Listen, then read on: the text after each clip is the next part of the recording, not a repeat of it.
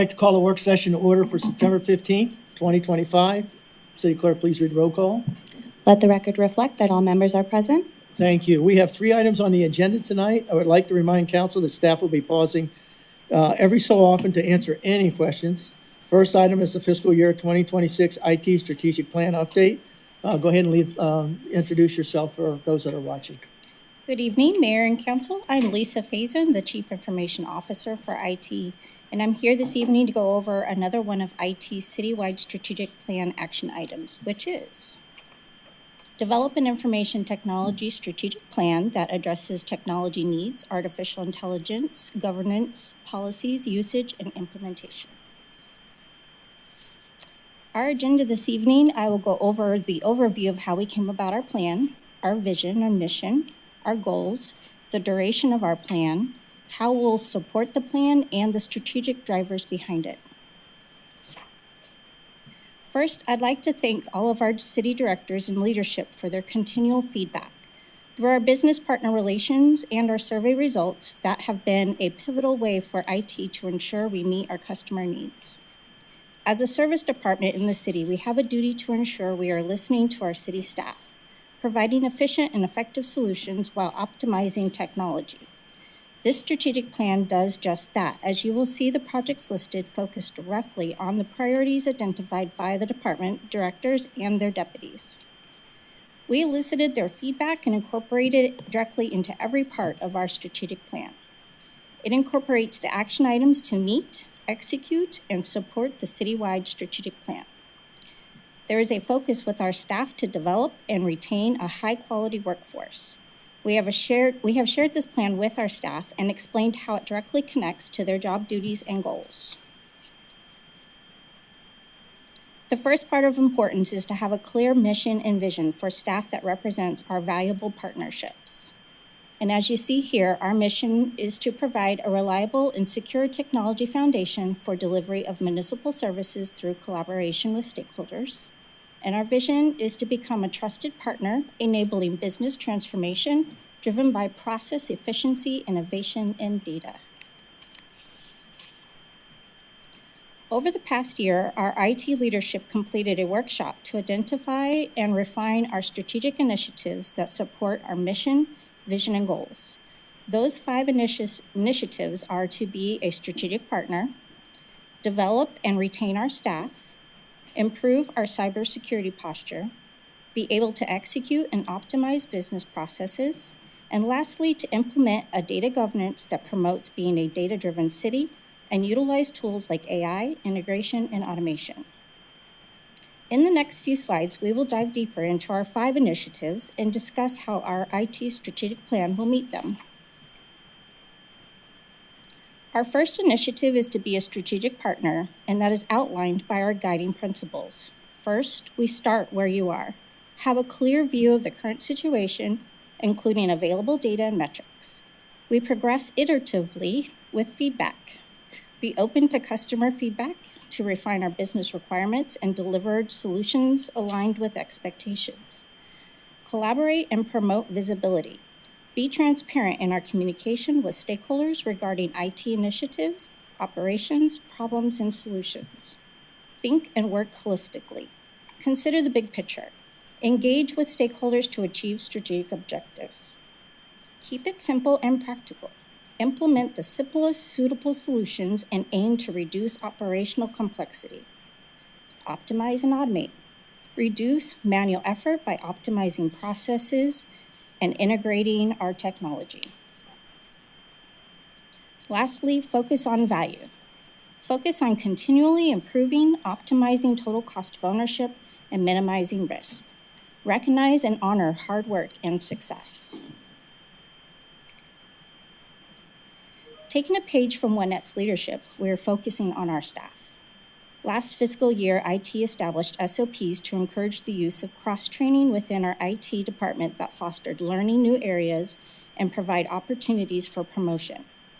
All staff were trained and certified in the National Standard for IT Work Management called ITIL, which stands for Information Technology Infrastructure Library. This year, we're conducting a maturity level assessment and striving to increase the maturity level for each of our divisions year over year, along with the staffing skills assessment to focus on personal development plans. Over the past year, IT has promoted 8 total staff to internal positions. My goal is to create a career lattice, not a career ladder. The city has a healthy cybersecurity posture, but there is always a need to continually pivot and improve because the malicious actors are constantly changing as well. As some of you might recall when you toured the data center this past spring, it was our main hub, and it can be a risk if we don't have a redundant off-site location.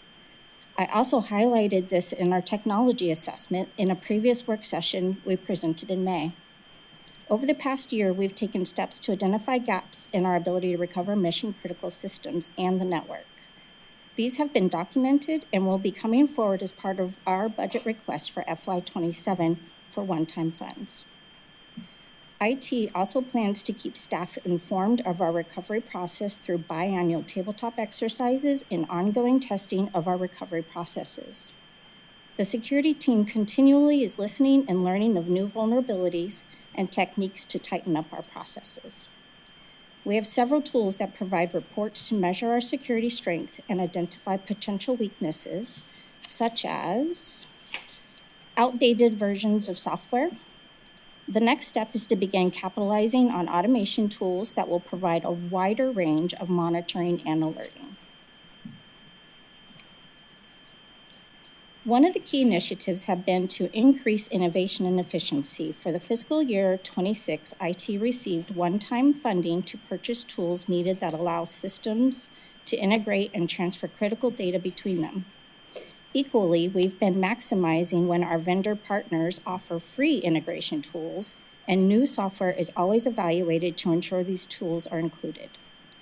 Automating redundant manual tasks is part of all software evaluations.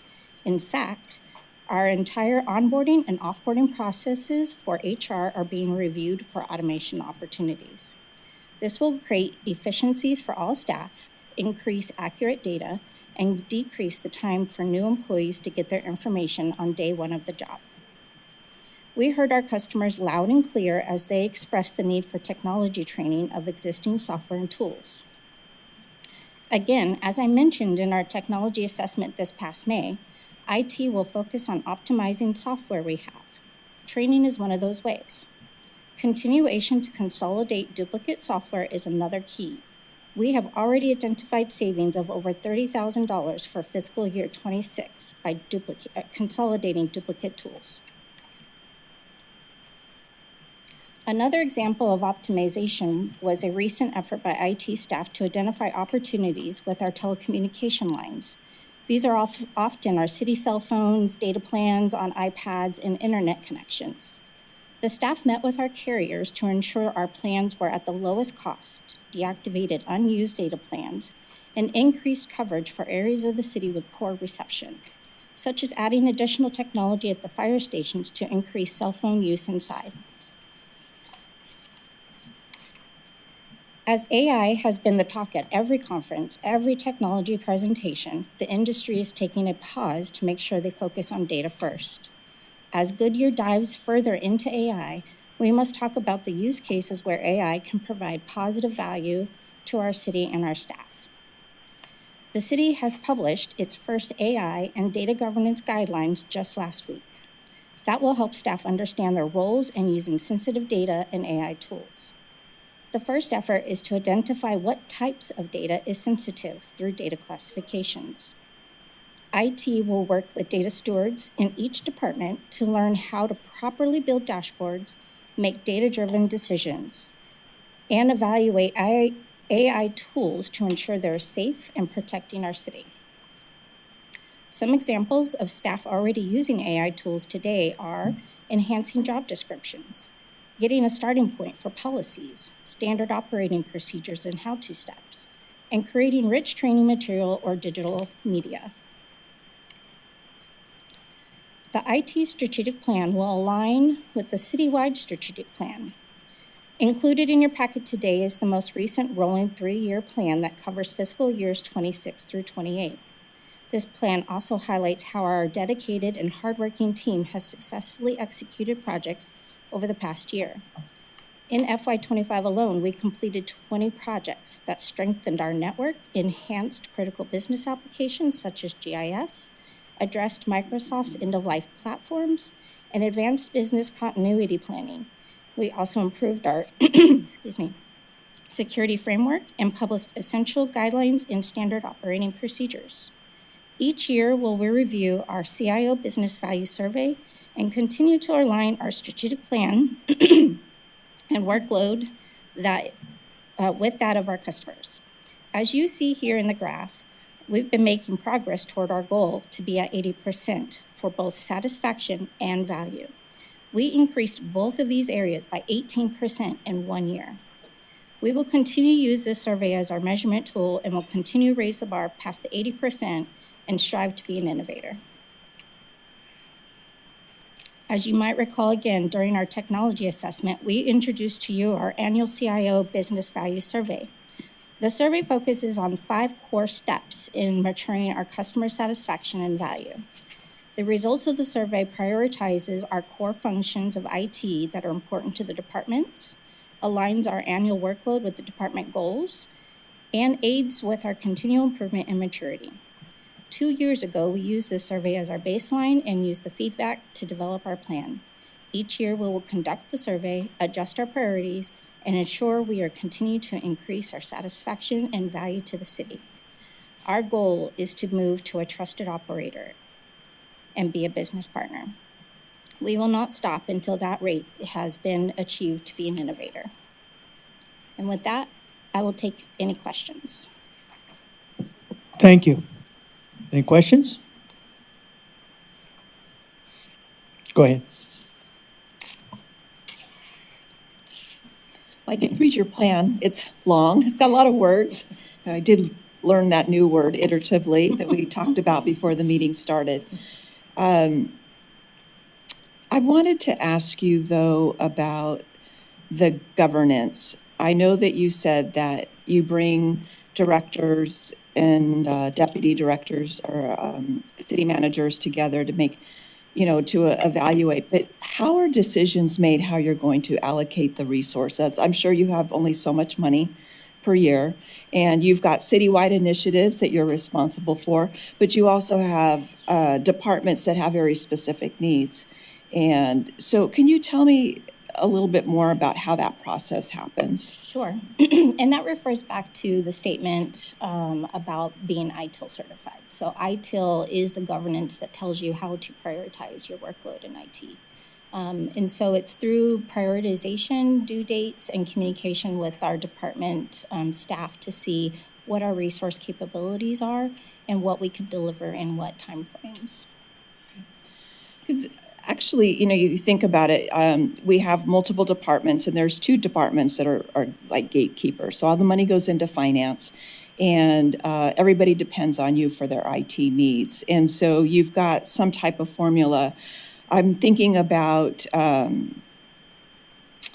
we've brought this new internal auditor in. I'm sure he's going to uncover things that are going to need some time and attention that probably weren't planned on. Thinking about the enterprise departments that generally have their own revenue, but they still have to get in line with you.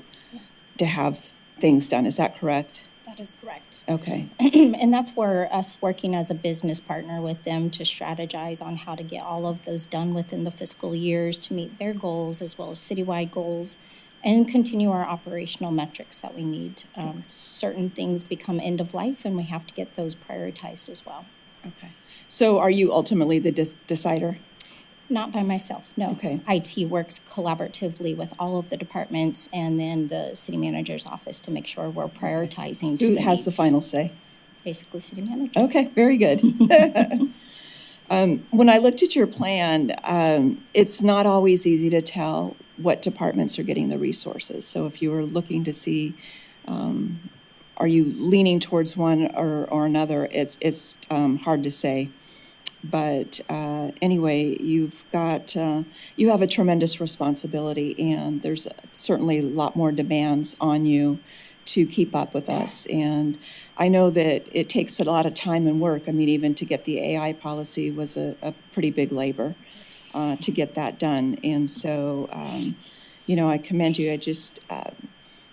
I know that there's a push and pull with the IT stuff in a city because you only have so many resources. Yeah, and that is something that we do evaluate, and we have metrics to measure what departments are asking for the most resources, and we're very conscious to look at what's coming up in future supplementals or projects and make sure that we ask for resources to assist with those, such as the grit for PD, to make sure we have the support they need. Okay, thank you. Anything else? Go ahead. I have a couple of questions. Sorry, I was turning myself off. You mentioned that cell phone usage in the fire station is somewhat lacking. So are you putting repeaters in, or what are you Yes. doing to solve that problem for them? Because Lord knows they've all got cell phones and they're all going to use them. Yep. And I know we build those buildings so secure.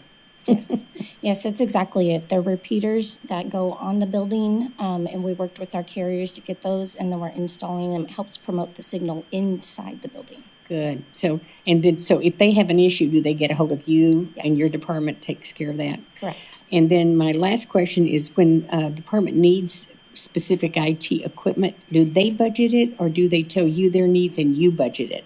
Great question. So we have two mechanisms for that. One, when there's new positions approved through the supplemental process, we put our budget needs in there for new equipment, as well as we have an asset replacement life cycle that we ensure that all assets are replaced on a schedule.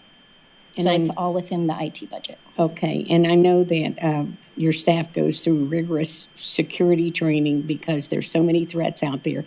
And I've gone to a couple of the seminars in the last 6 months that they're really pushing that we're not doing enough because some of us are very lax. And I'm glad you give us tests to take as council members so that we are on our toes when we are using the computer and the internet. And last but not least, I know that we had a little issue with processing some of the payments and things like that for whatever system, because years ago when we had to get a new IT system, it didn't work because we had 1,100 processes in all of our departments, and our mainframe just couldn't handle that. So we had to go out and get another one. So I have not had any complaints, which is wonderful. We appreciate that.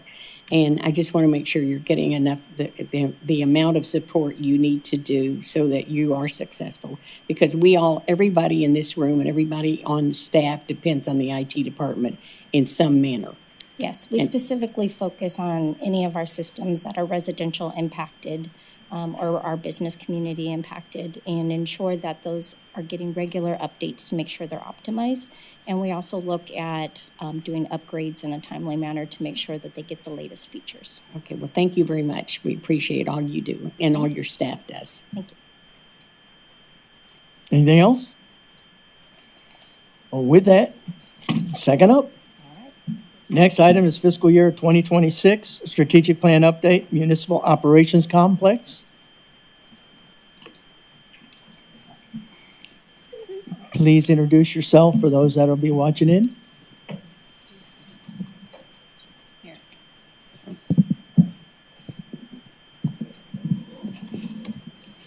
Good evening, Mayor and Council. I'm Katie Knudsen. I'm Deputy City Manager here, and I oversee a number of departments, including the Public Works Department.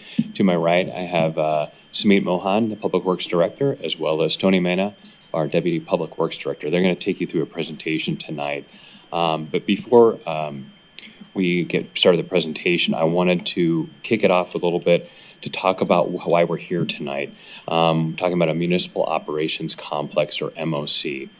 You may recall that this is a FY26, or this year fiscal year strategic plan project, but its origins go back to last fiscal year. We had a strategic plan project in FY 2025 related to our Calle de Pueblo complex, where our Parks and Recreation Department field staff are located. If you remember that presentation back in February, we had opted to leave the Parks and Recreation staff at the Caida Pueblo complex, but look towards a long-term solution for not just the Parks and Recreation staff, but our other field teams throughout the city as we look to the future as we grow. And council was supportive of that. So what we told you at that time was we'd be coming back in the fall timeframe to be able to give you an update on that long-term solution. And so we're back. So tonight's presentation is for information only, but we're going to introduce you to the concept of the Municipal Operations Complex, try to provide information about why Goodyear might consider an MOC, or that's what we call it for short as MOC, what it might look like, how it might be developed, and when it would be needed. So after Sumit and Tony have walked you through the presentation tonight, I'll pop into the end to kind of talk about next steps. So I'll turn it over to Tony and Sumit. Thank you, Keeney. Good evening, Council. We are grateful to share this time with you. And let's just jump right into it, shall we? Let's start off with the definition. What is an MOC? An MOC is a central purpose-built campus for the people who keep Goodyear running. Our field crews, our inspectors, our fleet mechanics. By putting people, vehicles, and equipment in one place, an MOC cuts lost time and accelerates response. It shrinks the distance between teams and tools and standardizes safety. It offers a logistical economy of scale for our operations. And when teams are co-located, such as like in an MOC, that environment offers opportunity for even better communication. So in short, an MOC is a command base for our city's field crews that emphasizes employee safety and operational efficiency. Here's a quick refresher of where our field teams begin and end their shifts currently. For your orientation, you'll notice I-10 running across the top of the screen, MC-85 runs across the bottom, and Estrella Parkway runs down the middle of the map.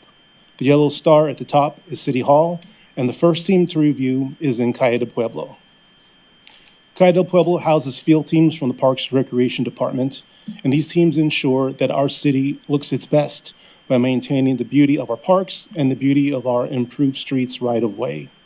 This building has served us well, and it's a comfortable place to work for now. However, it does come with workarounds, such as extra trips, double handling, and borrowed parking spaces. As we've discussed before, this is an older facility and may not be the best way to meet the future needs of this team. Here's a look inside Caida Pueblo. This is an all-hands meeting, and you can tell that this team enjoys this facility, but you can also see the facility is at near capacity. Caida Pueblo is also running out of storage room. Sometimes they temporarily store items outside because they are outgrowing their indoor storage. Now let's move to the Goodyear Municipal Complex.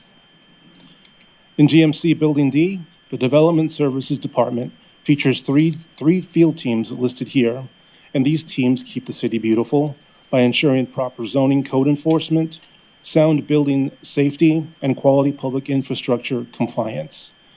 Built in 2006, this complex was originally designed for commercial retail, and today serves as an office building. It works well, but it is not an operational building, which is not conducive to our DSD field operations. Here's a quick peek inside that building. This is Adam from the code compliance team working at his desk in the hallway.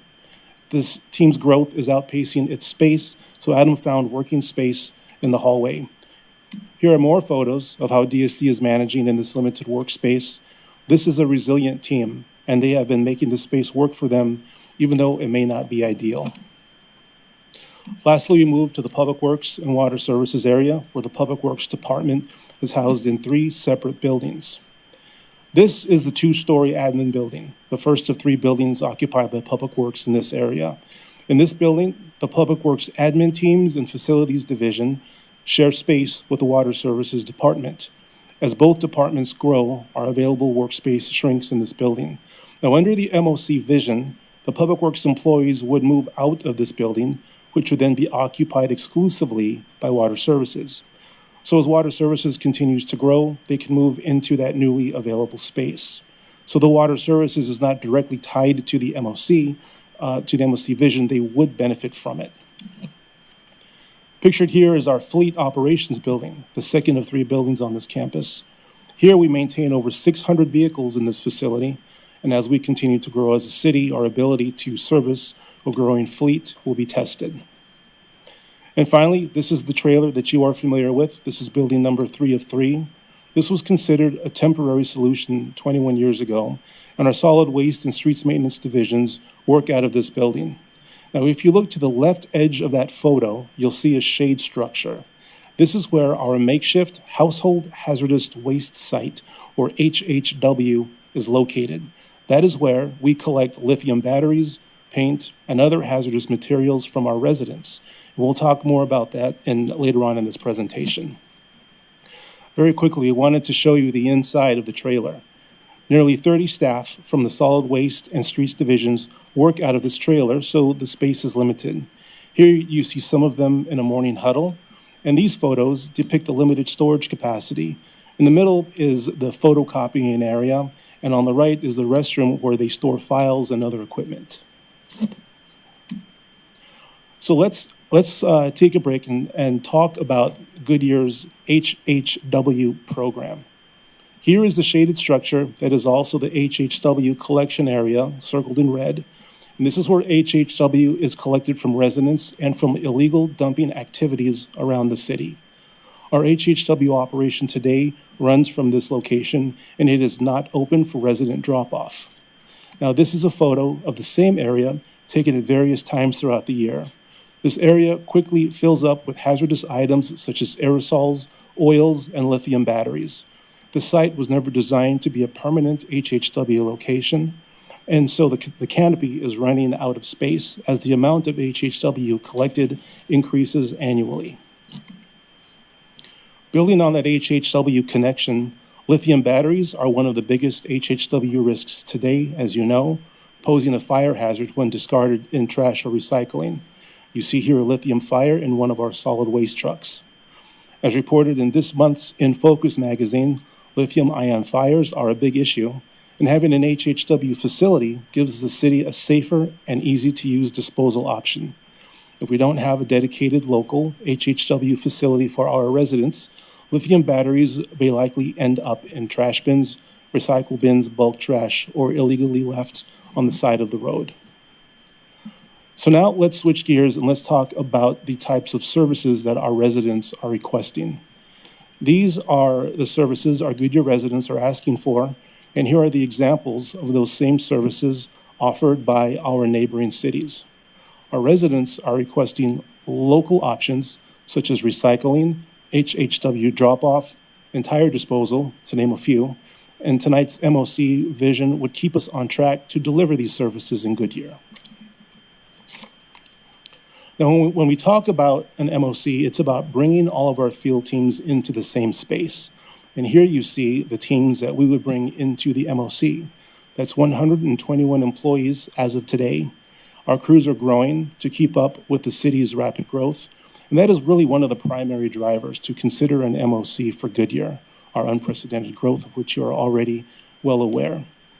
Now, by conservative estimates, we expect our field staff to double by the fiscal year 2046. Now, Goodyear is not alone when it comes to looking at the MOC model. One of the things we did was to review what other cities are doing. And here are examples of how other cities are consolidating their field operations. And of note, the MOC in the city of Surprise was built in 2020 and is the newest on the west side and probably the newest in the valley. What we learned in visiting these sites is that the MOC does offer the benefits of consolidation. It increases safety, it's operationally efficient, and it's service-driven. So Mayor and Council, now that we have reviewed our existing conditions and what our most critical needs are, let us transition to our proposed recommendation for your consideration. We wanted to share with you also that in order to help us with our MOC concept, our teams worked with an engineering consultant who specializes in consolidating field operations in cities and towns across Arizona and the U.S. And they worked with our user departments in evaluating space needs, programming, and high-level cost estimates. So the good news is that we have the right site for an MOC. Located just south of MC 85 along Estrella Parkway, the city has nearly 60 acres available adjacent to the Public Works Water Services campus. So if you drove to this campus today, this is what you'd find. One, you'd find the Water Services campus. And incidentally, any plans for an MOC would not impact water services. They have city-owned acreage to the west of their campus for their own future expansion. You'd also find that two-story admin building there in green. You would find the trailer and the HHW canopy there, the fleet operations area, and the BMX track and the dog park. Incidentally, we are sensitive to council's concerns and ensured that the MOC proposal does not require the relocation of the dog park or the BMX track. Here you also see we've taken into account the path of the future SR30 and the new-to-be Fire Resources Management Facility. To be clear, this facility is a different project, separate and distinct from the MOC. It's part of the bond funding and it is currently in design. We simply show it here for visual purposes only. So that leaves the remaining sites here outlined in gold, and these are large enough to right-size a proposed MOC without having to relocate again. So now let us show you the work that we've done for a potential three-phase MOC. It does not all have to be built at once. Not all of these needs occur at the same time, and we are sensitive to that. So first, I'll walk you through the overall concept of phases 1, 2, and 3 all together, and then we will go back and I'll walk you through each phase one at a time to include each cost. In phase 1, highlighted in red, we build the two pieces that matter most first. Number 1 is the HHW solid waste operational yard, and 2, the field facility, where our field teams would consolidate.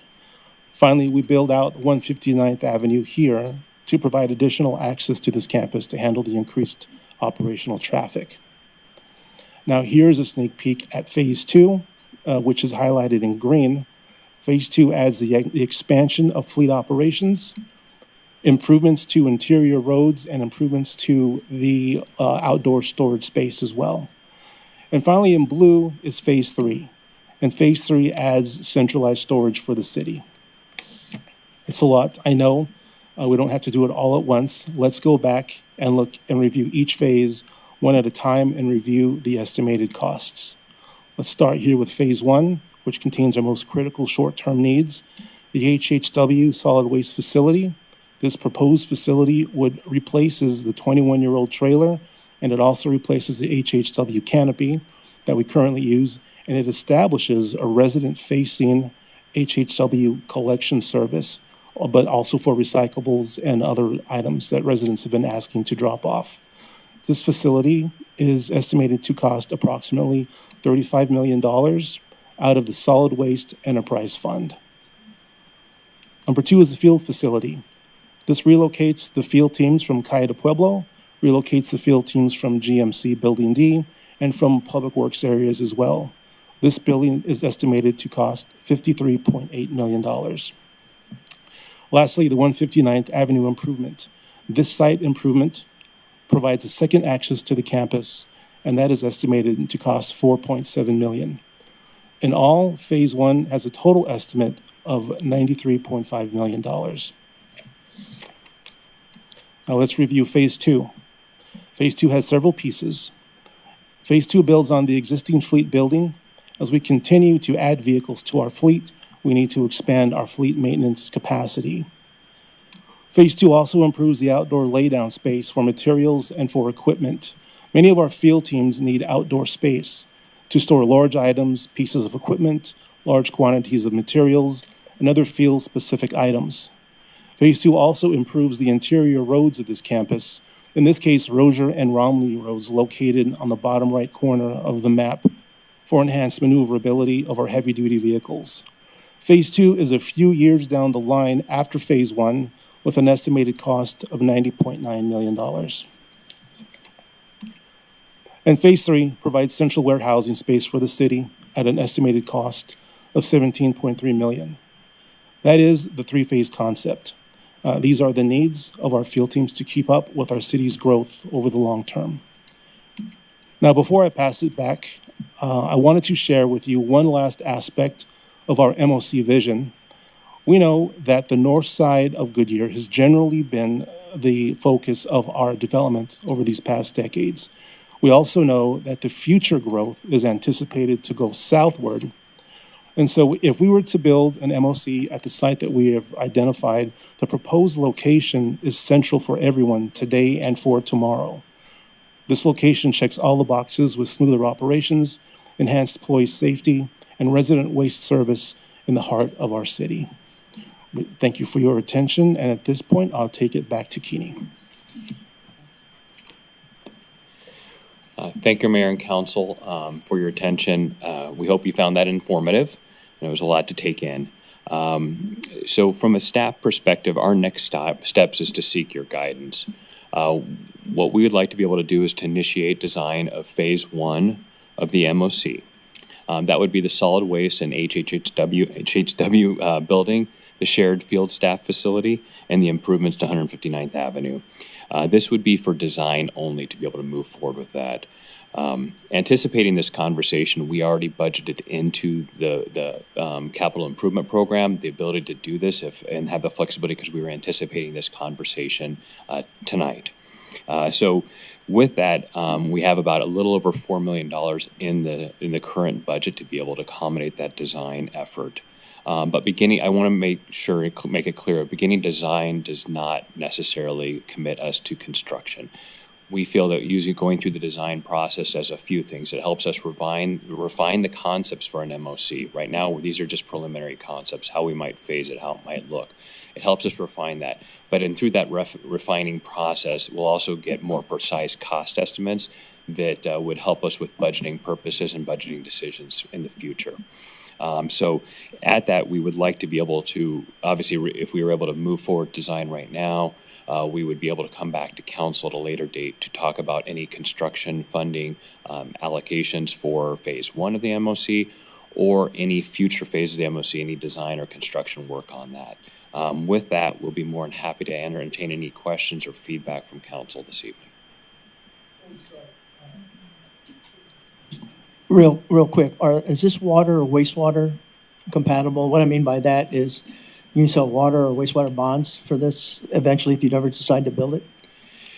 Mayor, members of council, the way that the MOC vision is up, water services and wastewater is not going to be part of the MOC. They have their own campus build out that would be taken care of through enterprise funds. Right now, if you're looking at the teams from development services, from Parks and Recreation, from Public Works as well, it would be a split between enterprise funds through the solid waste program or through general fund.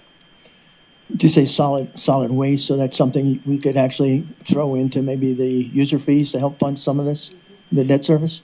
Yes, Mayor, and you'll see when the next presentation that comes up here, when they're talking a little bit about the stormwater fees, you'll get a little bit of preview of how that might be incorporated within our rate recommendations going forward. Okay, thank you.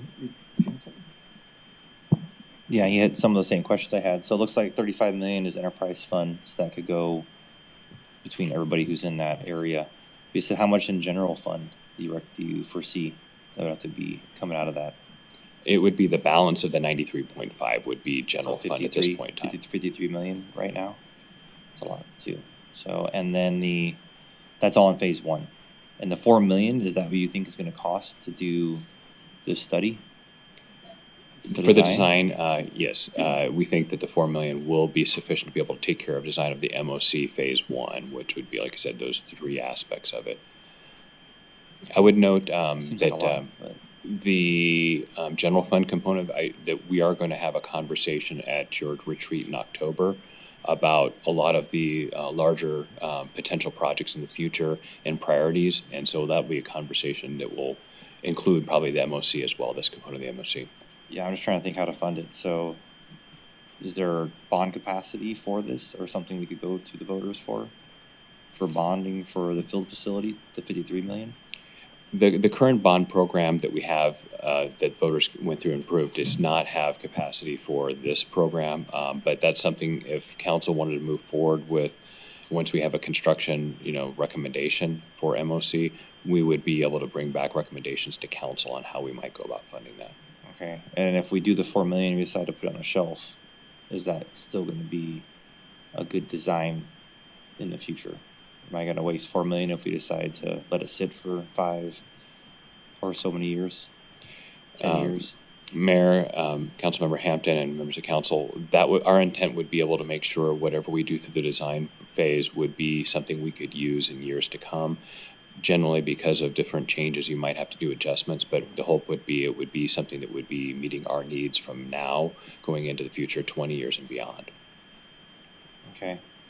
And is there a temporary solution? I mean, if we were to get another trailer, lease another trailer, something like that, or a better trailer, replace the 20-year one, replace that, get a bigger one, or do other, in the field facility area, we do a larger trailer of some sort that we can rent. Mayor, Councilmember Hampton, members of council, we are looking at trying to make the recommendation on the best long-term solution. If we are not able to do a long-term solution that is a comprehensive solution, because we have numerous field teams that we're trying to accommodate here, and we're trying to anticipate or look towards and plan for the growth that we know is going to happen over the next 15, 20 years and beyond.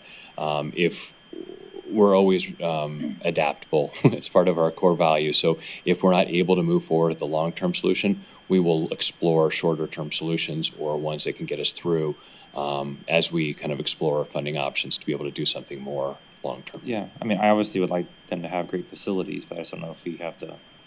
I don't see the light at the end of the tunnel yet for where the money's going to come from. So I'm just trying to think of other ways that we could get people still in one facility while still being somewhat budget sensitive. So that might be one potential, but I'm sure you'll figure that out as well. I know when I was at the nuclear power plant, we put people in temporary facilities for quite a while too. So until we could have capital money to make that happen. So just a thought. So, but yeah, no, I appreciate you get everything together here. I mean, I think it is a need, and I think people are obviously working in places that they shouldn't be, and it's not very coalesced either. So you can use my office every once in a while if you guys need to. So We appreciate that. All right, thank you. Peggy? I guess this is a lot of money. And so I guess my question would be to Lynette, can we afford this? Because you're our budget person. Yes, and it would be something, if you want us to pursue this, we'd go through the design process to get a better idea of what the cost would be to construct it. This is the highest level of projections of what we believe it is going to cost us. And then we will take it back and we'll work it. It's our job to figure it out.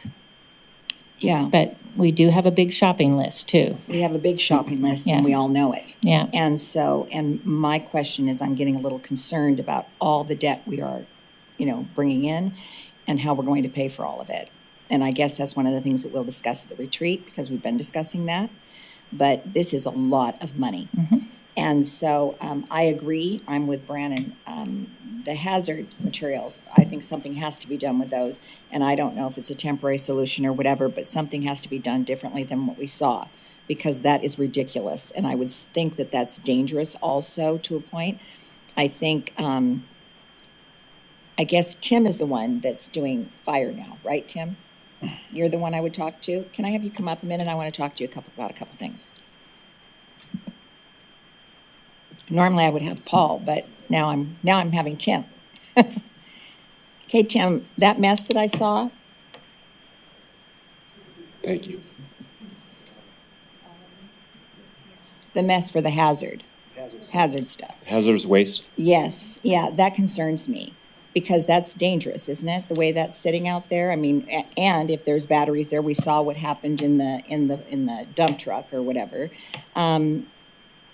Should that be sitting out there like that, in all honesty? I mean, your fire, I would assume not, correct? I We could should have my fire marshal evaluate and Yes, take a look at that. would you please? But I would think, yeah, that when you collect that much hazardous material, that it's going to be problematic. Yeah, and thank you. difficult to manage. Yeah, I had fire in my family too, and so I know some of these things that are not okay.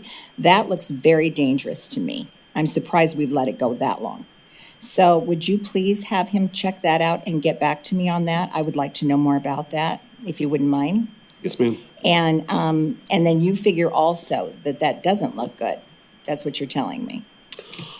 I'm sure that the folks at Public Works are doing the very best, best they they can. can to maintain that safe environment over there. Yeah. Without having direct knowledge, but I'm confident in their ability to manage that. Let's have the marshal go over there and check that out because I want to know the safety over there. That concerns me when I saw that. Thank you. I appreciate that. So obviously we need to do that. That needs to be addressed first so that we don't have anybody, including our people, putting whatever at risk because of what may be going on over there. That looked bad to me. So that would be number one for temporary. Otherwise, and I think that does need to be addressed. I don't know if $53 million worth needs to be addressed right at this time. So maybe there's something else I'm with Brandon that we can do that's temporary or whatever. But I'm willing to hear more on this. I just think it's a lot of money with everything we have on our list. Thank you. Trey? Thank you, Mayor. As was mentioned, it is quite a bit of funds. It's another item that goes into our shopping cart for CIP. Obviously, we do a lot of CIP projects annually. So I look forward to our discussion next month when we can lump all this into the broader discussion of what can we afford. It's more about us as a city making priorities, but getting on to, what was just said, the problem's only going to get worse. We continue to grow. We continue to have more residents, which means we're going to continue to generate more hazardous materials within our city. This is something that we do need to address at some point. So getting back to the question, I do support getting the design. We obviously, as a council, speaking for myself, but I don't think we can answer the question of when we pull the trigger on that until we have the full, more general discussion. Maybe it's this year, maybe it's next year. Hopefully it's within a few years. I am interested, Councilmember Hampton mentioned some of the other more creative funding options, just finding a way to provide us options and have that discussion. So I look forward to the discussion next month on this. But as far as the design concept, I think we need to have that so that we can get a generalized idea on the exact cost so we can weigh that with all of our other priorities. Laura? All right, well, I'm going to point out the irony of a centralized co-location, better communication eliminates distance, and we're straddling a state route. I know it's the land we have, but how's that going to work? Mayor, Councilmember Kano, this is the pretty much only piece of land that we have available in the city of Goodyear as a part of our shopping cart that several council members mentioned. Acquiring more land or facilities is also a part of the plan, and I think Keeney has something more to add on. Anticipate with the design, the SR30 will be elevated that stretch, so you'll still have access through Estrella Parkway, and then 159th will be able to move under without necessarily interacting with SR30 there. So you're saying you can travel on 159th? But it's not going to be elevated at first. It's just going to be a road, right? Or are they going to build it elevated? SR30 would be elevated right. Near Estrella, Okay. Near our campus. They did say that, thank you. Yeah, so I just don't want people playing Frogger trying to cross the road. It's not a good thing. Who owns the land east of the proposed HHW solid waste yard and Estrella Parkway? Mayor, Councilmember Kano, there was a council, I believe that's owned by ADOT. Oh, really? Yes. Is there any chance we could get that, or? Can look into it. I believe it's already been purchased by the state. Okay. Well, when you look at the total cost for all three phases, $200 million, you're going to double staff in about 20 years, which when I read in the council action report, that will, this expansion is proposed to last about 20 years, and yet you're going to be completely landlocked when you're done. You're not going to have anywhere else to go. So I just think about long term, once fleet expansion makes total sense if you can add bays, but what happens when you're out of space to do that? So, yeah, I think that's all I've got. Thanks. Anita? Thank you very much for this, what I would consider a very forward-thinking project. I have the same concerns that everybody else has in terms of financing. I don't know if it can even be broken down into smaller pieces, smaller phases, rather than phase 1, phase 2, phase 3 in terms of financing. The other half is having enough space for staff. As staff starts to increase, are we going to, in 20 years, be looking at needing more space? Or will this accommodate all of that? Those are the kinds of things that I've been thinking about. So I'm waiting for the retreat to see how this fits in with the other projects. But I personally like this project. Thank you. Wally? Well, I think it's a great project, all of them. We just have to figure out how to pay for it. It's like we're building another baseball stadium, folks, and we figured out how to do that. So I think we can figure out how to do this, even if it is in phases.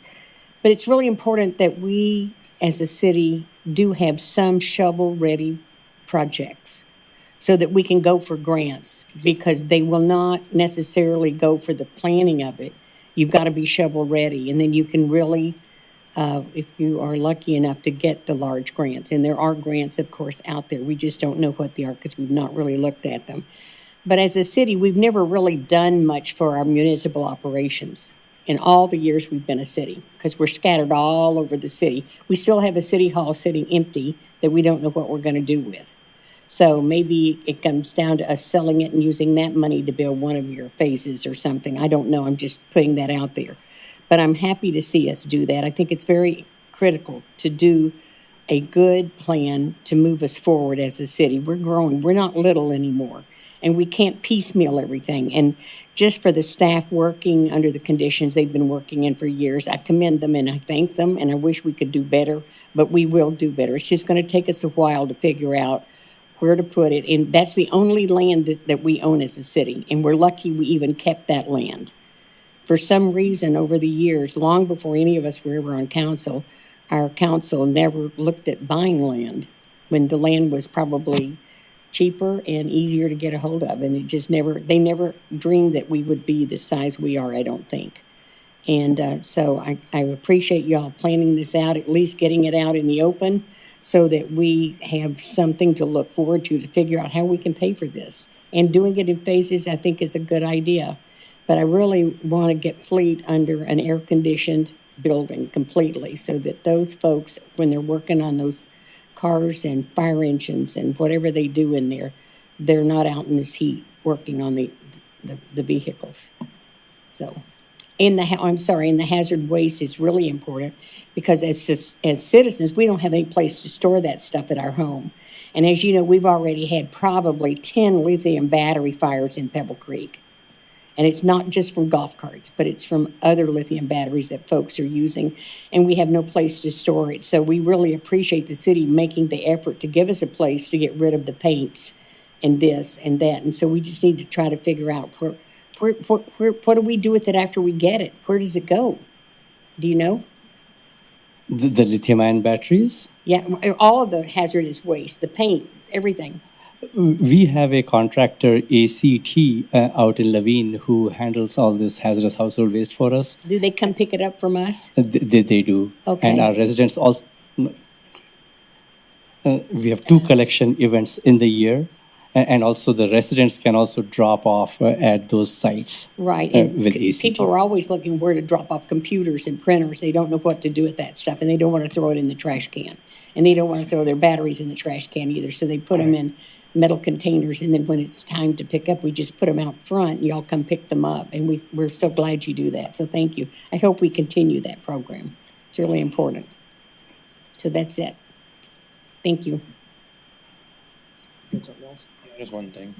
Councilwoman Kano kind of talked a little bit about it. So I'm curious who owns all the land around that general area, east of there, going west, even other side of us there, and the other side of 159th. I'd be curious to see if we need to have any land banking type stuff for potential growth, and so we're not landlocked in there as well.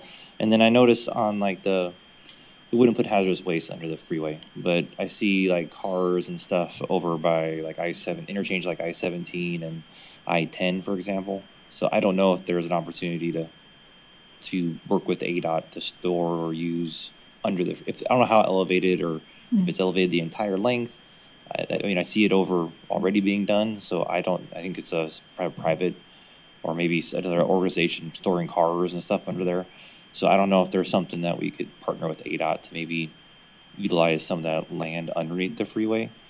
Obviously not hazardous waste, but other uses potentially. So I'd be curious how that would work, what that would look like. If ADOT bought that other land and if it's available, that'd be interesting too, to Councilwoman Kano's point as well. So, but yeah, I'd like to get them what they need. I just want to be as cost efficient and just maybe a strategic pathway to get there to be able to afford it. So, so thank you for bringing it up. Oh, and me bring up those things too. Yes. And just the other things with Avondale. Look at Avondale and Gilbert and Phoenix. At least Avondale and Phoenix. Look at they're utilizing pretty just containers, just metal containers right now. So maybe there's other tools. I'm not sure what that would look like for some of the same things that we're trying to solve here. So, but like I said, it could be a progression to get to a final product, but temporary solutions until we get to a final product. So thank you. I'm okay doing the feasibility study. So These metal containers that Brandon had just brought up on his iPad, I thought I saw something on our email, didn't I? That was sent to us of these metal containers that I'm seeing here. They're big metal containers for recycle. Roll-offs. They're also being used, it looks like, what he pulled up. They're being used for batteries and things like that. So that might be another way to clean up that hazardous waste site so we don't have stuff sitting everywhere, which I think is not good. There they are, right there. See how Avondale is doing that?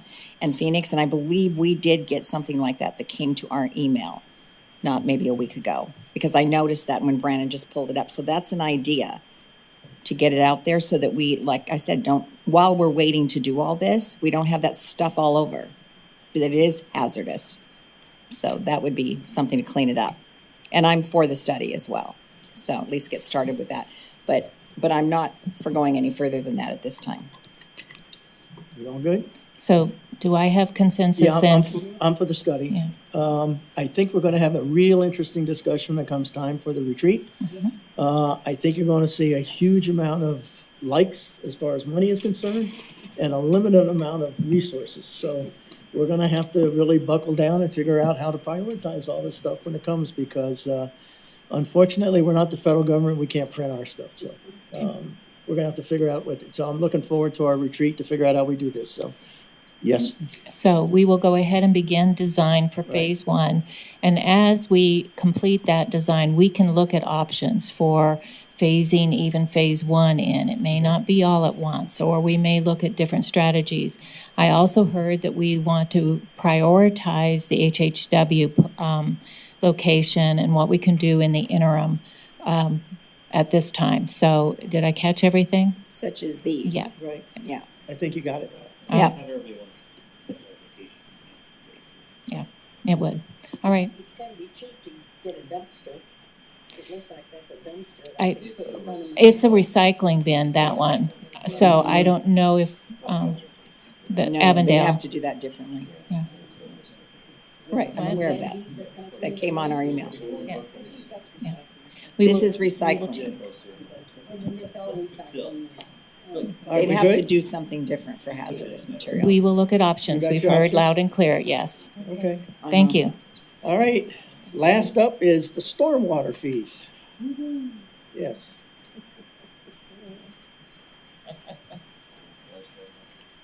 Yep.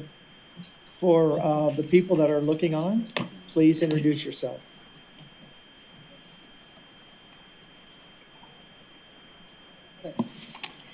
Good evening, I'm Barbara Chappell, the Water Services Director. And I'm Jared Askelson, the Finance Director. We're here tonight to talk to you about the third strategic plan action item of the night, stormwater fee. More specifically, evaluating a stormwater fee to support stormwater operations and projects throughout the city. Right now, we have a utility rate study that's ongoing. We contract with a third party to put together a forecast for us. We have been working with our Citizens Water Advisory Committee. As a part of that study, we included a stormwater fee, much like was included in the 2020 utility rate study. So it's difficult to talk about the stormwater fee without talking about the context of all of the utility fees. So last week on September 10th, the Citizens Water Advisory Committee made a recommendation for a rate plan that will be going to council. Tonight, we're talking about the stormwater fee specifically. Next week, why it's important we're talking tonight is because next week we're going to adopt a notice of intent to set what an increase in utility rates and to set the public hearing for December. At that time, you're not going to be making a decision on an increase, just noticing what that increase may be. Then, as we've all been talking about, we have a date in October where we have a council retreat where we will specifically be talking about all of the utility rates, not just stormwater. But we have some information tonight to give us some context as we go forward looking at the stormwater fee. The public hearing would be in December. December 15th is the schedule. The effective date for any new changes in fees would occur in January and February. We have multiple billing cycles, so it would roll out to each of those billing cycles about 30 days after the December 15th date. So what is the purpose of our stormwater utility? It's to protect against flood and water damage during storm events. It also prevents pollutants from entering the water system. Not our potable water system, that is a separate system, but more the waterways of the United States, so going to the rivers, that type of thing. So the infrastructure is designed to keep pollutants from running downhill into the rivers. We also have regulatory compliance. So as a jurisdiction greater than 50,000 people, we have certain regulatory rules from the federal government we have to comply with, and those are enforced by Arizona Department of Environmental Quality. Currently, we have no fee, and the general fund supports the stormwater operations. There was a fee proposal discussed during the 2020 rate study, but at that time, with the uncertainty from potential pandemic-related economic impacts, it was shelved until a later date, which is now. So since 2020, we've seen an increase in expenditures from $400,000 up to, in this year's budget, we have $3 million budgeted. We specifically had an increased focus on maintenance during fiscal year 2024, both for the stormwater infrastructure and for the right-of-way maintenance. So you can see that increase. We phased that across fiscal years 24, 25, and 26, which is why you see that tiering up rather than a spike right in 24. The forecast shows those continuing to increase, but more in line with inflation and growth for the city. This will continue to add pressure into the general fund as we see those expenditures eclipsing $4 million in fiscal year 30. A utility rate, if put into place, would be a stable revenue source to potentially support these expenditures. Just a general question, not familiar with how your business operates on air. What kind of expenses go into maintaining your stormwater? Because that's a lot. I'm just, what's it take to maintain it? Thank you, Mayor. As with a lot of our departments, personnel, however, this program is pretty light on personnel. We're using a lot of contract services for maintenance. So any of those roadside basins that you see that are gathered, we're getting those things, we have to keep those maintained. We would need to keep the weeds down. So a lot of it is that and Bullard Wash. There's a lot of work in Bullard Wash, keeping the channel open so that stormwaters will flow through and not be impeded. So it's in essence anything that's plugged, any of the drainage, and that's where those costs go into place for stormwater. Okay, thank you.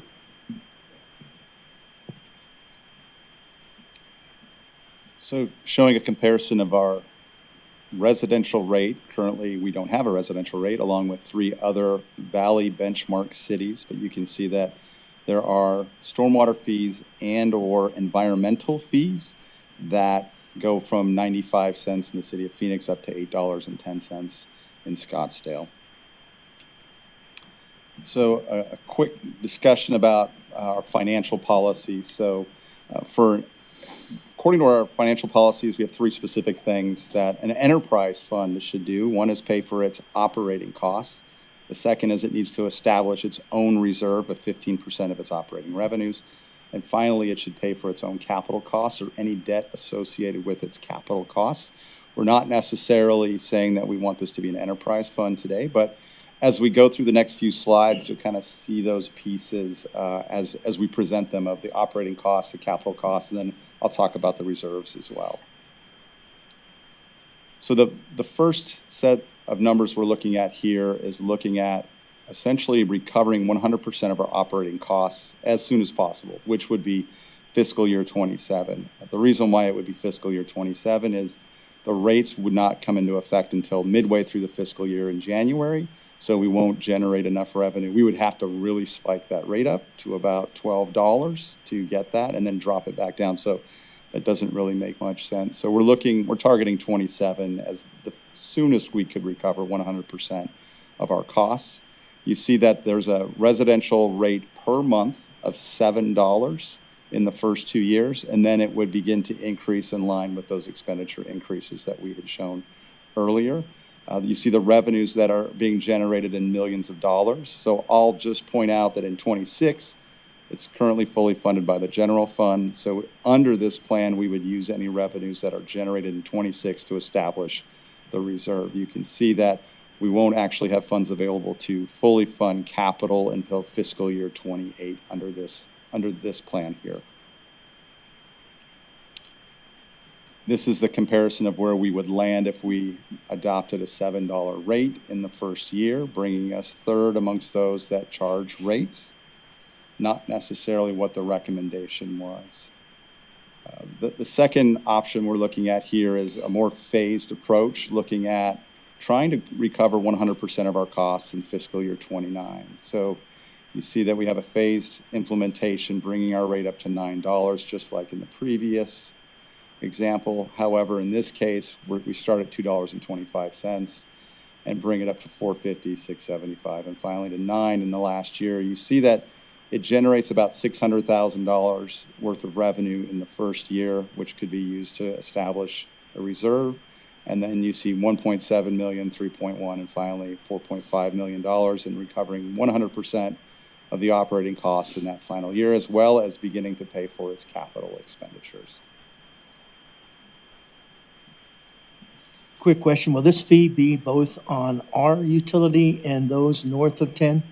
Because obviously, you got stormwater that's not in our utility system. So those that have trash pickup, they would have this fee on their bill?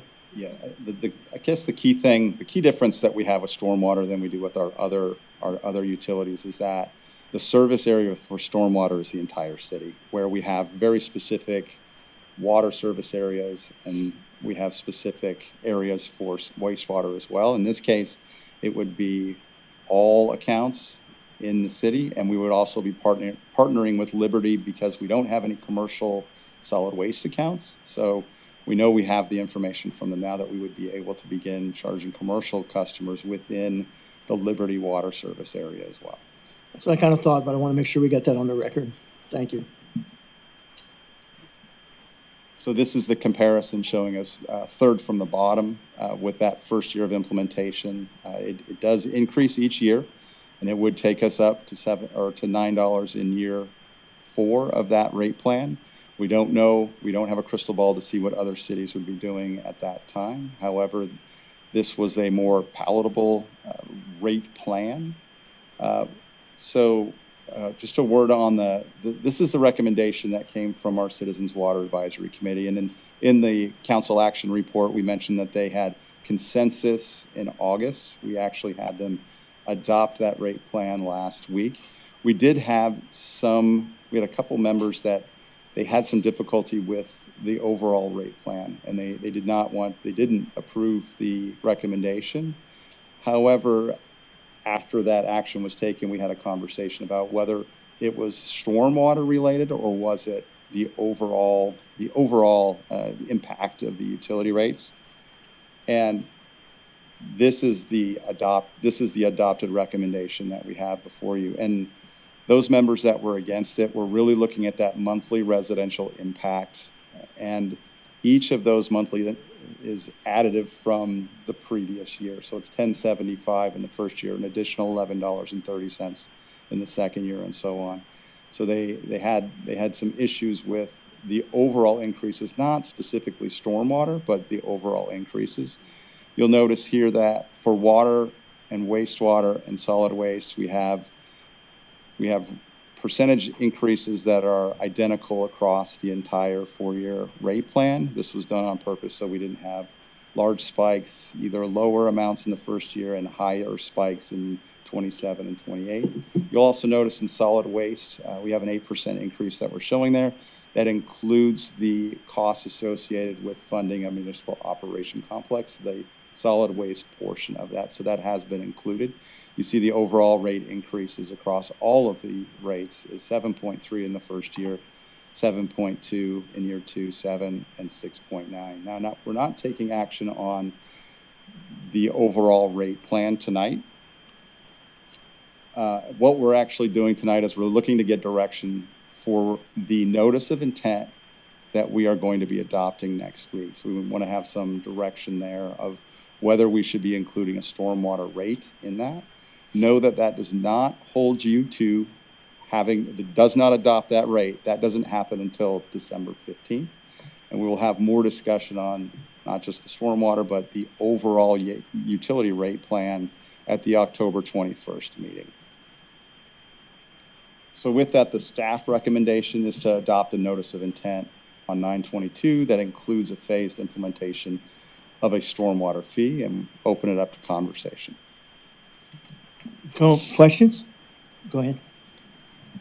Okay, so looking at your chart here, do the other cities like Phoenix, are they subsidized heavily? Is that why they're so low?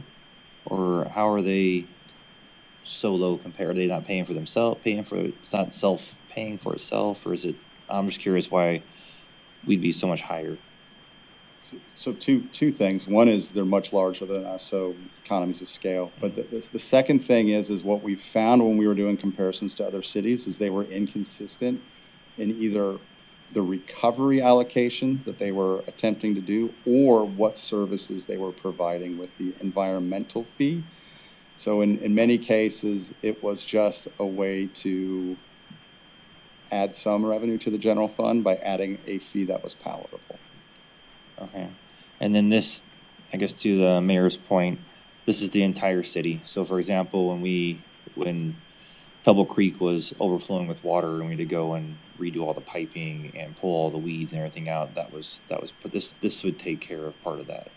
Take care of that. That is correct. To let all the water flow through, go where it's supposed to go throughout the entire city. That's correct. So, okay. And then looking at the rate, I mean, I appreciate you trying to slowly increase it over the years. But I'm not sure if I'd want land at $9 and be the largest stormwater fee in the state of Arizona. So I think I'd rather have it somewhere in between the $7, $8 and to the graduated approach that we have in the rates per month. I wouldn't want to end at 9, I think, but that's just, yeah, I don't want to be number one in that category necessarily. So, and what else we got going on here? And then this would be in your chart number on 15. So the increase, I see the 8% there, but is that but we're doing a graduated approach there was the recommendation. So what is that 8%, I guess, there? So the stormwater fee, we have a graduated, we're spreading that increase because we're essentially going from 0 to a fee. So we would look at bringing that in over time. For the other fees, we have fees in place already, so we would be looking at doing a steady increase across that 4-year period. Okay. Okay. Yeah, no, I think we've been putting this off. We've been putting this off. I know we've been talking about this. I think we were going to do this at one point, and then we stopped because of the rates were high, I believe, at one point, if I'm correct. So I don't want to keep kicking the can down the road either, because I know we need to fund this project. But I think I'd rather personally not end up at $9, but something lower than that. So maybe that's doing a $3 or $4 in the beginning, and then bringing it down to like closer to 7, 8 on the year 29. So just a thought for me. So it's not going to be fun either way. Residents aren't going to be happy about the increase, but I think we need to have good communication to people why we're doing it and why it's important. So that's all I got. Thank you. Vicki? I have nothing. Thank you. Jared, can you explain, I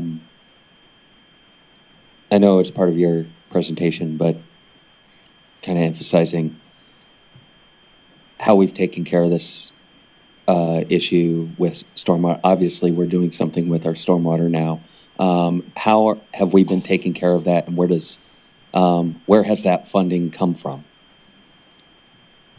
So, thank you, Councilmember Terry. Currently, we're paying for it with the general fund, and as you see here, with the ramping up of expenditures, we actually used a mix of ongoing and one-time dollars so that we could phase this in over time.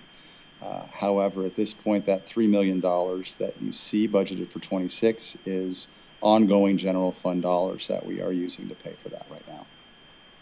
Okay, and we project this to be an ongoing expense. These aren't just one-time infrastructure changes that, it's kind of a continuous, ongoing thing. That is correct. That's what we used one-time dollars through the period 24 and 25 so that we could phase this in over time.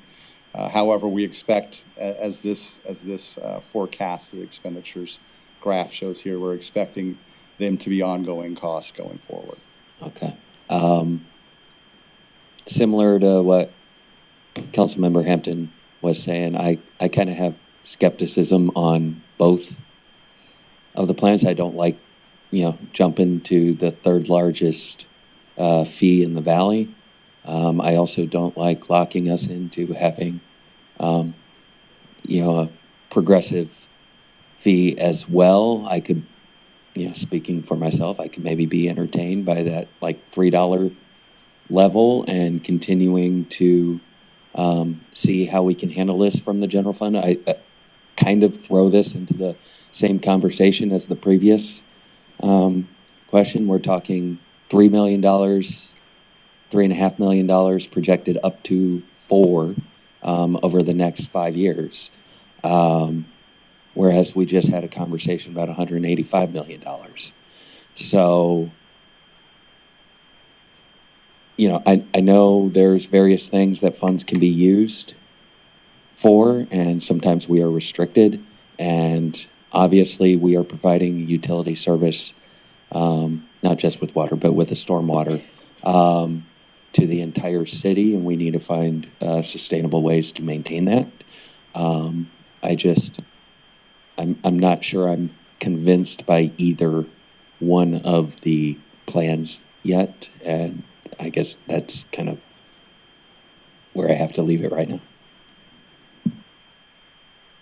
Pass it over. One thing for clarification, though, is if you don't spread the fee throughout the city, what happens is you have your utility that is south of 10 subsidizing the cost, because if it goes general fund's going to end up in the rates anyway, because our enterprise fund has to be self-spurring. So if the general fund is covering your stormwater and you don't cover those costs north of 10, then in essence, those south of 10 are subsidizing those individuals residing north of 10. Just make sure everybody understands that piece. Go. Yes. Okay, did I understand clearly that the individuals that you use are contracted. We do have very few city staff currently for this program, and we are relying heavily on contractors. Okay. I think I am pretty much in line with Brandon and Trey. The higher amount is a big hit. The lower amount, I'd like to see something a little more in between. But to go ahead and do this project, yes, that I am in favor of that. Laura? Why are there only two categories, residential and commercial? I think about these very, very large, we have 1 million square feet of logistics space, a lot of roof, a lot of parking lot, and yet it feels like the residents are really carrying a bulk of this fee. Thank you, Councilmember. That was actually part of the conversation we have with the Citizen Water Advisory Committee too. And we had brought other options, which included a per acre fee for commercial. There were a couple issues there. One was when we looked at it, the commercial properties are already required to provide on-site stormwater. So this is really the cost associated with clearing the streets, more or less, for them. Okay. The other thing is administering it. So because we have so many customers, commercial customers that are going to be in the Liberty area, being able to get the information on a per acre basis was going to be difficult. So one of the reasons why, from an administration perspective, we thought, let's go to a flat rate, at least to start with. The other thing is we were looking at state statute, and it talks about essentially not allowing cities to use the size of a property or the infrastructure on their property to assess what I believe the state sees as another property tax. So there's some limitations on how we can charge this fee.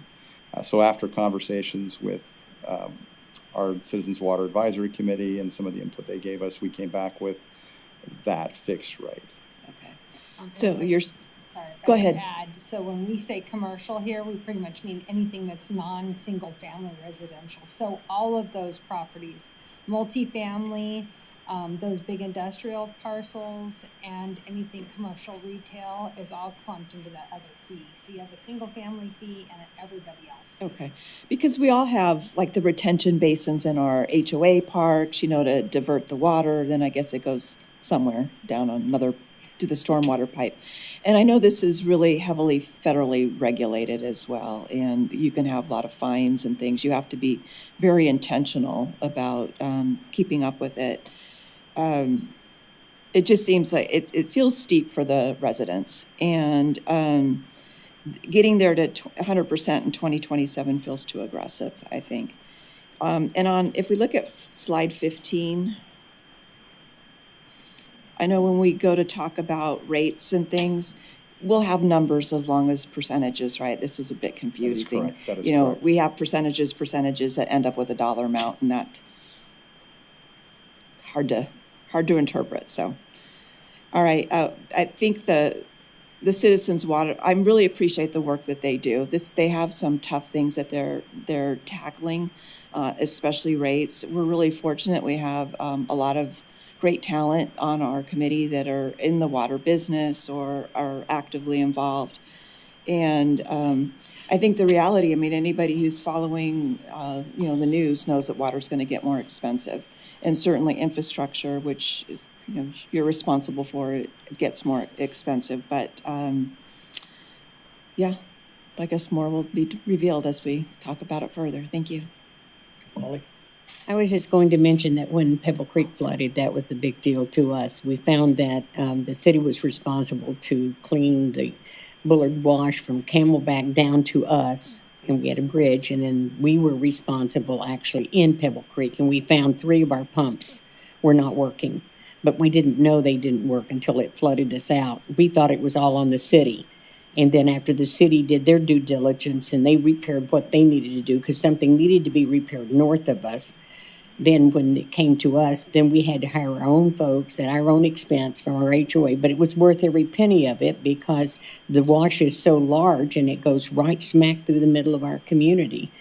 And they did with cameras and things. So it cost a lot of money to maintain these washes, especially if you're using cameras to look at the drainage and this, that, and the other. So we appreciated the city being so responsive to us. And then we have taken more steps as a HOA for our part, so it won't flood us again, we hope, ever again. So my residents won't mind paying a stormwater fee because we need it. That's where we have the most drainage, and we have more drainage areas, I think, in Pebble Creek than any other community, because we don't have just the Bullard Wash. We have drainage areas all through both sides of the compound. So I'd like to get it as low as we can naturally, because we don't want anyone to have to pay a lot of money for anything, but we need to not use the general fund for that. I think everybody needs to pay their fair share, and we need to use the general fund for other things. Trey?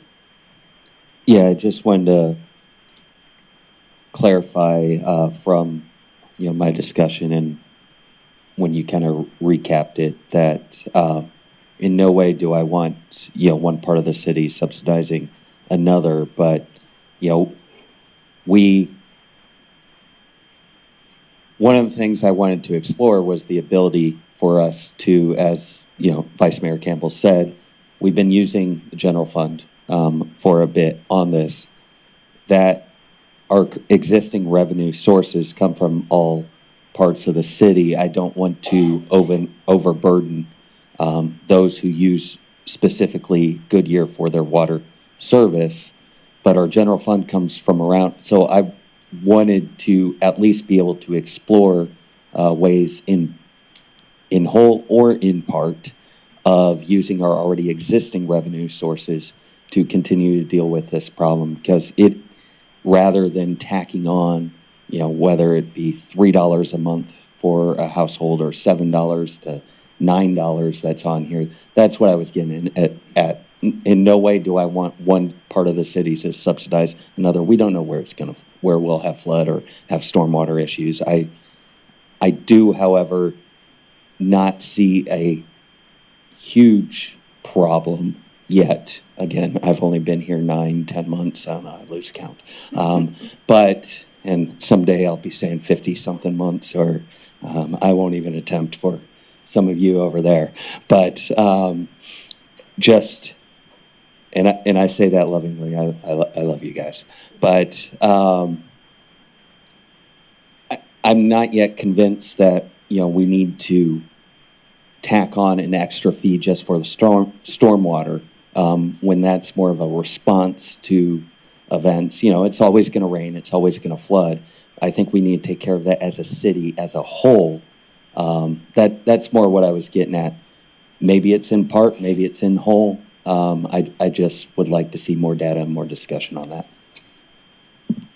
Okay, yeah, with your utilities though, if you have costs, again, outside the area, and your ratepayers are supposed to pay the cost of operating that utility, the problem would be, unless you take your general fund from outside the utility rates, say sales tax or something to cover that stormwater, in essence, what you're doing is, again, covering part of the city that's paying for somebody else. Because your rates on your water is going to end up going up if it's all ends up being, part of your cost. So right now, all you're asking for is for us to go out and advertise. We're not looking to vote on anything right now or any type of fee, correct?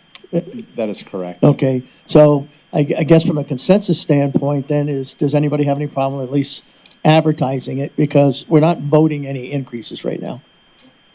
Everybody okay? Okay, then I guess you've got direction there, Wynette? Yes, thank you, Mayor. Okay, with that, we're good? All right, next meeting will be September 22nd. No further discussion. Meeting adjourned. We're done.